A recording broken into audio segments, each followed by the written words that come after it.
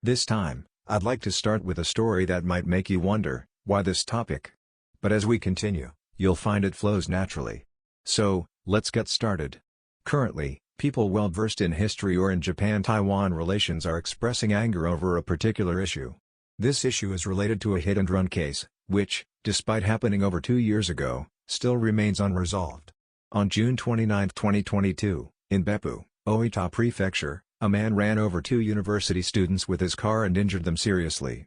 He fled and is now on the wanted list. It's still unclear whether this incident was intentional or accidental since the suspect remains at large. A reward has been placed on his capture, currently around 8 million yen, adding to the public's focus on this case. The name of the wanted man is Yoichi Hata, and his name is causing a stir among those familiar with Japan-Taiwan relations. The reason for the anger lies in his name. Although he may not be widely known in Japan, there's a well-known historical figure in Taiwan with the same name. This Yoichi Hata, originally from Kanazawa, Ishikawa Prefecture, studied civil engineering at Tokyo University and was instrumental in building infrastructure that remains in use in Taiwan today. At that time, malaria was rampant in Taiwan, and efforts were made to counter it through water and sewage infrastructure as Japan administered the region.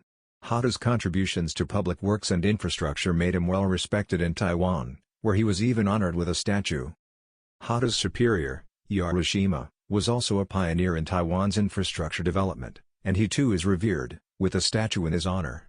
Both men have been well regarded by the Taiwanese people and are seen as historical heroes. Now, imagine a man with the same name, Yoichi Hata, being pursued as a wanted criminal in Japan. Every time the media mentions Yoichi Hata, it stirs anger and frustration, especially among those familiar with Taiwan's history and its connections with Japan.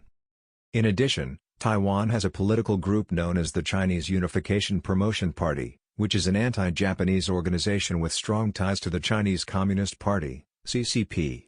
This group made headlines in Taiwan in 2018 when they destroyed the statue of Yoichi Hata. Though it was reported in Japan, only those who follow Taiwan's politics or Japan-Taiwan relations closely would likely remember it. This party is politically pro-CCP and engages in activities that malign Japan. In Taiwan, the CCP's backing of such groups is not a new phenomenon. The Chinese Unification Promotion Party has been active for a long time, receiving CCP funding to conduct propaganda and election interference, often using social media platforms like TikTok, Facebook, and YouTube. Their activities include promoting certain candidates or parties favorable to the CCP. Moreover, they spread fear by emphasizing the strength of the Chinese military, trying to sway public sentiment by intimidating those who support Taiwan's closer ties with the U.S. or Japan. This propaganda often exaggerates Chinese military power to undermine confidence in Taiwan's security alliances, creating a climate of fear and misinformation. Additionally, the CCP has backed defamation campaigns against groups like Falun Gong, which opposes the CCP and has a significant political and financial influence as well. Even though Taiwan's legal system permits the arrest and prosecution of individual lawbreakers, dismantling an entire organization is difficult in a democratic system, unlike in China, where dissident groups face extreme suppression. Taiwan's legal processes restrict action to only what's explicitly against the law. Therefore, groups like the Chinese Unification Promotion Party, which are covertly funded by the CCP, have been able to continue their political and propaganda activities in Taiwan.